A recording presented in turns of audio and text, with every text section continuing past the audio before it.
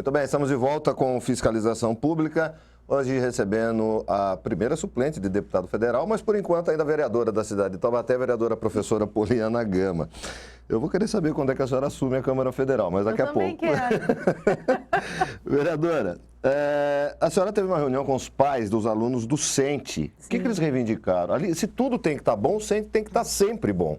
O que está faltando? Então, o CENTE, para quem não sabe o que é uma escola que nós temos para atender as crianças com deficiência no nosso município. E deficiências de não só física, mas visual, auditiva, deficiência mental. E por isso que nós zelamos para que esse atendimento seja o melhor possível. Até porque fica no Novo Horizonte, as mães...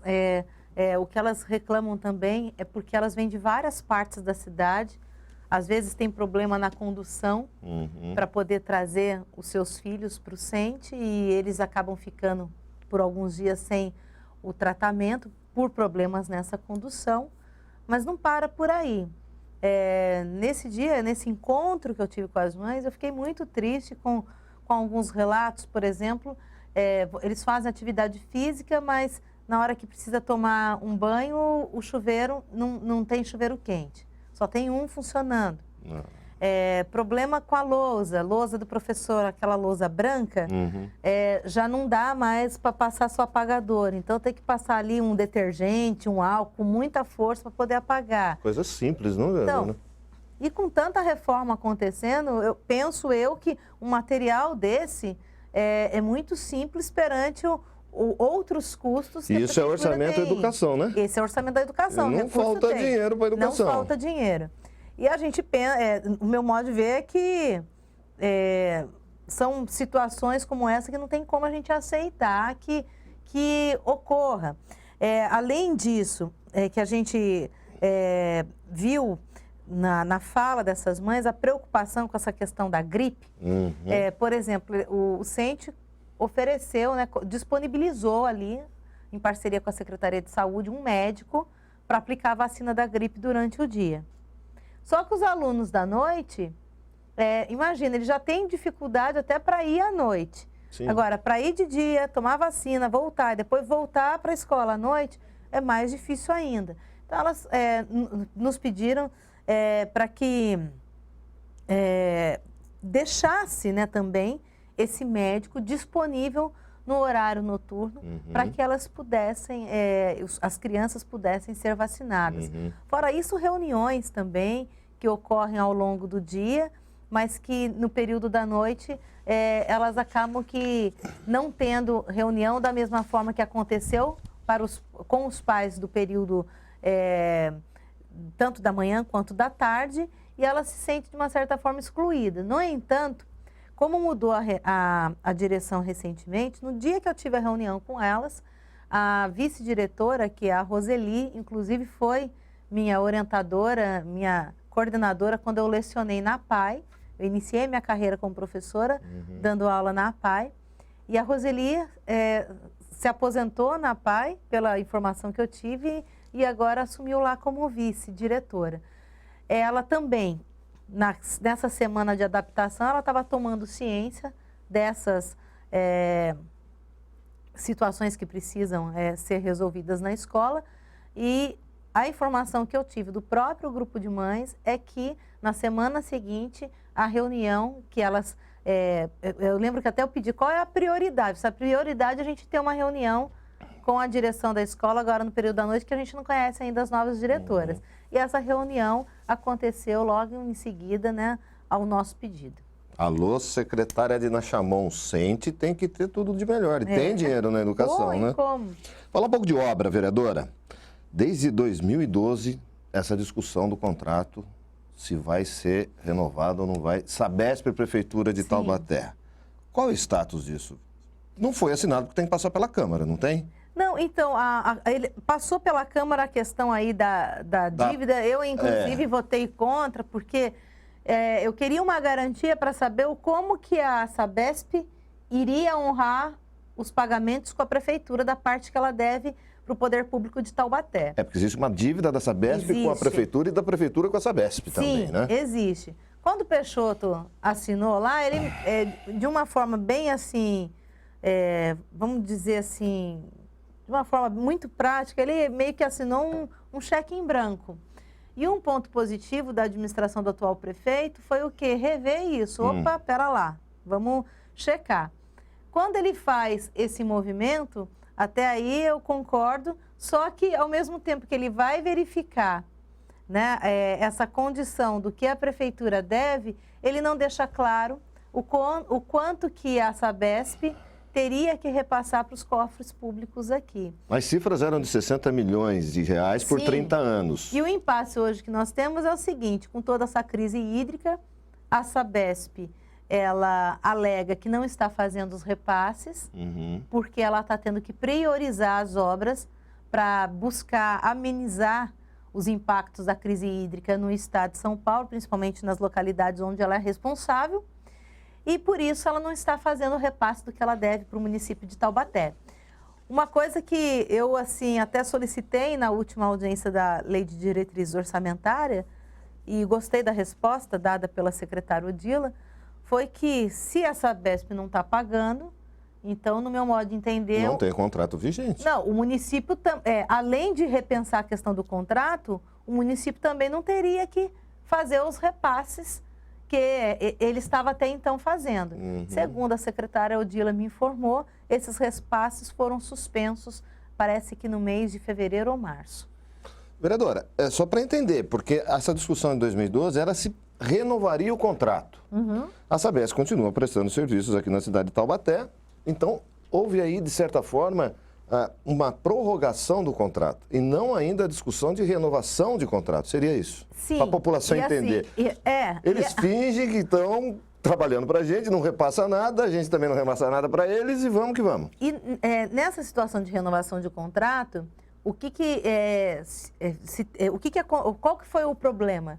O problema é que se buscou fazer aliás, não se fez um encontro de contas. Sabesp veio e disse, olha, vocês estão devendo, aí, então a gente está devendo, então tá bom. O ex-prefeito Peixoto foi lá, então tá aqui. Mostrou a conta também? Não, o pior foi isso. Ele não mostrou que deve a Sabesp. Ele não mostrou o quanto a Sabesp devia. Aí, depois, de tanto que a gente insistiu aqui na Câmara, chegou a esse valor de 60 milhões, mas que quando o prefeito Ortiz Júnior foi tentar resolver, acabou que fazendo pela metade, porque ele não deixou claro no projeto os valores que a Sabesp teria que repassar para o município.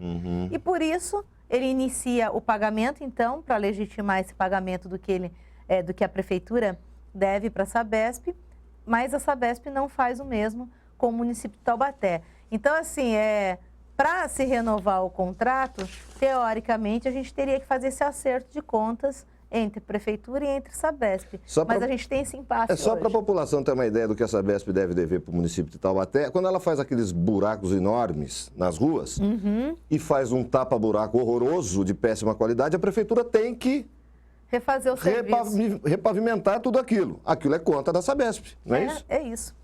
E por conta disso, na época até eu discuti muito, dizendo que nós precisávamos de uma auditoria, né, para se checar esses valores. Isso não foi feito e eu espero que seja corrigido ao longo aí desses meses. Muito bem. A senhora também pede a reforma do bebedouro no campo do CTI, lá da CTI. Que não é um campo de futebol, ali é poliesportivo, né? Ali se faz caminhada, ali para atleta vai treinar e uma condição mínima para esses cidadãos poderem usar, né? Nós vamos receber os jogos regionais. Começou uma reforma lá, mas olha, a situação do bebedouro, quem não conhece o campo da CTI, eu faço convite que vá conhecer e quem sabe até se encante e comece a praticar. Se entusiasme. Eu frequento o campo. Então, eu tenho aí alguns dias da semana que eu dedico e vou lá. Deixo minha filha na escola e corro para lá e corro um pouco lá na pista. Mas é triste, porque você vê, olha, tem gente de fora, os quenianos, quando chega essa época de competição, dessas corridas já reconhecidas internacionalmente no Brasil, por exemplo, quer ver os quenianos, as equipes correrem, começa a ir lá novembro, dezembro, por conta da São Silvestre. São Silvestre. É lindo de ver aqueles atletas correndo. E os nossos também, né? Mas eles usam dali, para você ver a importância que esse local tem em termos de atletismo. Agora, se você vê a condição do bebedouro, gente, é uma coisa assim, muito assim, é lastimável. Fica pingando, fica uma poça d'água, a coisa tudo assim, cheio de limo. Eu acho assim, a única coisa, até o pessoal falou assim, mas é perigoso ter dengue. Eu falei assim, a dengue, eu não sei, só se ficar muito parado, porque ali também cai água toda hora, né? Então, acho que não deixa ficar a água parada. E elas gostam de água limpa, poça, né? Fica poça de água. Mas ela acaba que cai mais água, o pessoal vai bebendo água toda hora, durante todo o dia. E lá o pessoal treina todos os dias da semana. Uma série de coisas, mas a questão da própria higiene. Poxa, a questão do atleta, do esporte, uma condição mais saudável de vida exige também o saneamento, né? A higienização das coisas. Com higiene. E isso, infelizmente, não é o que a gente vê ali. Então, eu tenho insistido para que dentro dessa reforma que se está, né, iniciando, deve estar contemplado, CTI, né? Se contemple. Ainda não recebi a resposta, né, para checar se contempla ou não. Secretário Macaé, um bebedouro, secretário. Precisa. Tá certo, vereadora. Eu queria agradecer a sua participação mais uma vez aqui com a gente, mas claro, a pergunta, quando assume a Câmara Federal? Olha, a expectativa continua sendo muito grande, Miguel. E estão no primeiro ano de mandato legislativo federal. É o primeiro ano do mandato legislativo eleitoral. E eu já sou hoje a primeira suplente, então caso algum dos deputados federais sejam chamados para compor governo, junto com o governador Geraldo Alckmin, ou que saiam candidatos a prefeito no ano de 2016, né? Também tem essa possibilidade. Então é uma possibilidade real. Sim. E que pode acontecer a qualquer momento. O governador, assim, alguns encontros que eu tenho tido nesses últimos dias, já por umas 2 vezes, ele pega e fala assim, ô deputada. Aí eu falo, ô governador, quando? Mas ele é muito discreto e no caso, eu respeito muito porque tem uma série de ações e de contextos que você precisa, né? Ainda mais ele como governador, considerar. Sem dúvida. Mas eu creio em Deus e tenho certeza que se isso tiver de acontecer na minha vida, de forma que eu seja instrumento para ajudar mais a nossa cidade, a nossa região, isso vai acontecer no tempo certo. E depois de muito tempo, Taubaté passa a ter uma representante na esfera federal, o que é muito bom. Vereadora, obrigado. Muito Suas obrigada. considerações, por favor. Bom, eu agradeço a todos que acompanham o nosso trabalho e a quem não conhece, faço convite para que conheça o nosso trabalho. Tem vários meios, né, para que a gente possa conhecer. Um é aqui na Câmara, a gente pode marcar um encontro, né, combinar isso, que é o 3, e eu sugiro o telefone nosso, 3625-9508. Tem também aí, se colocar lá no Google, Poliana Gama, vereadora, tem bastante coisa para conhecer a respeito das nossas ações e convidar, então, aí ser insistente nesse convite para que a gente possa se conhecer e possa somar esforços para ajudar a nossa cidade. Obrigado, vereadora. Vereadora professora Poliana Gama, do PPS. Obrigado também a você, que sempre nos acompanha aqui no Fiscalização Pública, na primeira TV Legislativa do Vale, TV Câmara Taubaté. Tchau.